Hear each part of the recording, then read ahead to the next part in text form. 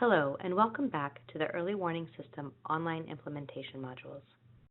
This session will cover the last module, Module 4, Evaluations. We'll begin again by opening our browser. I'm going to be using Firefox, but Internet Explorer and Google Chrome will also work. We'll input our address, ews.education.northwest.org.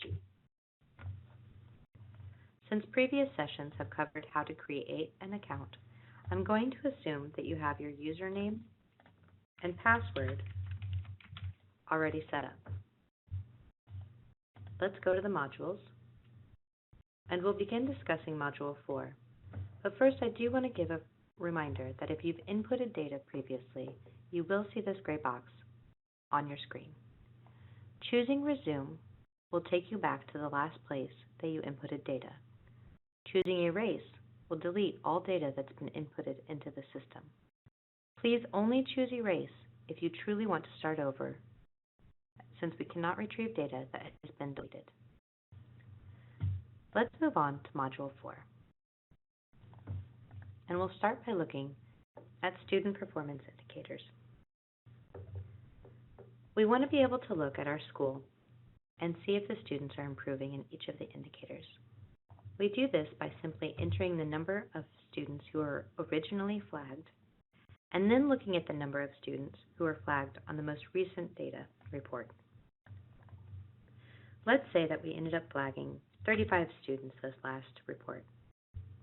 This would be bad since we're actually flagging more students. We want to do a similar exercise with the different groups of students that we may be focusing on. This might be a particular grade level, or English language learner students, or special education, or even a race or culture that has been historically underserved in our school.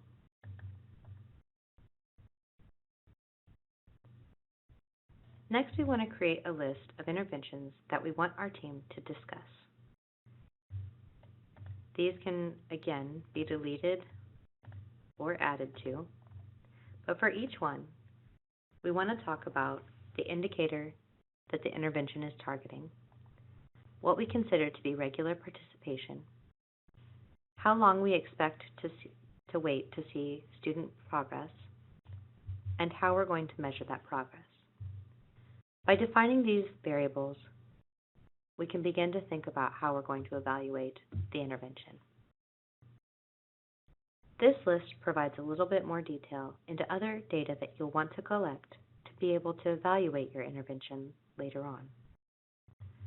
We also provide an example through an Excel worksheet. All you have to do is click on the link, and it will give you an option to download an example Excel spreadsheet.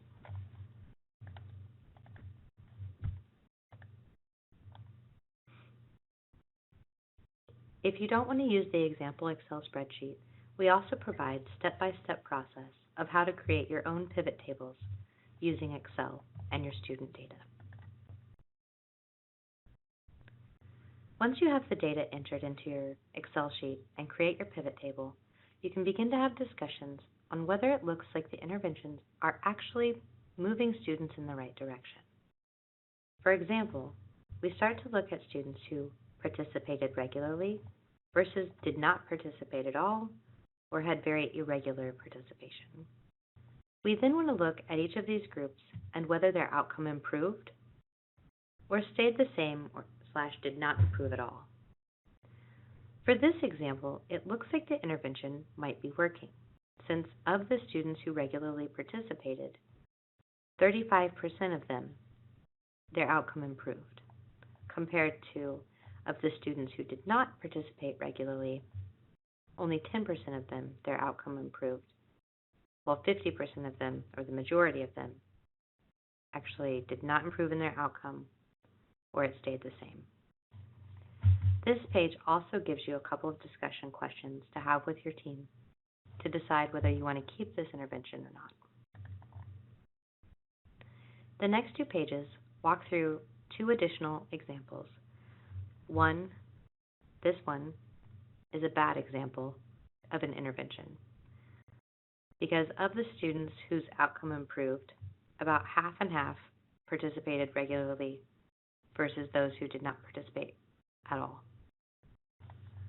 Again, I provide some discussion questions so that the team can have a little bit more deeper discussion on whether they want to keep this intervention moving forward. The final example of a pivot table is a more ambiguous example. This one is ambiguous because when we look at the students who participated regularly, it does look like the majority of them, their outcome improved.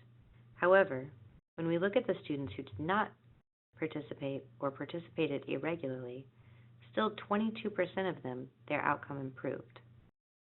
So this isn't enough information to actually say whether the intervention is working or not. Again, there's discussion questions that you can have with the rest of your team. If you find that an intervention doesn't seem to be working, it's important to have another discussion about the implementation process. We know that from research, all interventions need to have 3 types of drivers to help provide implementation that's consistent across the school. Read through these drivers and have a discussion with your team on whether each one of the interventions that you're looking at actually has the support that it needs.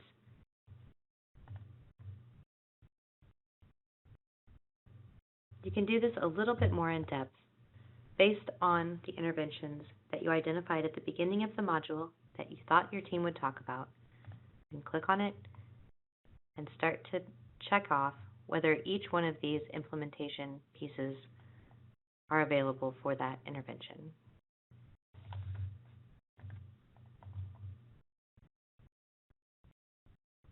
We conclude the modules with a few more lists of resources that you might find helpful. And we also would like to be able to get your feedback if you have time. Don't forget that you can still print your results. This will allow you to have all of the information that you put into the modules there for your team members and documented in your records. Thank you for joining us for the online Early Warning System Implementation Module walkthroughs. We hope that this has been helpful. If you do have any additional questions, feel free to contact us.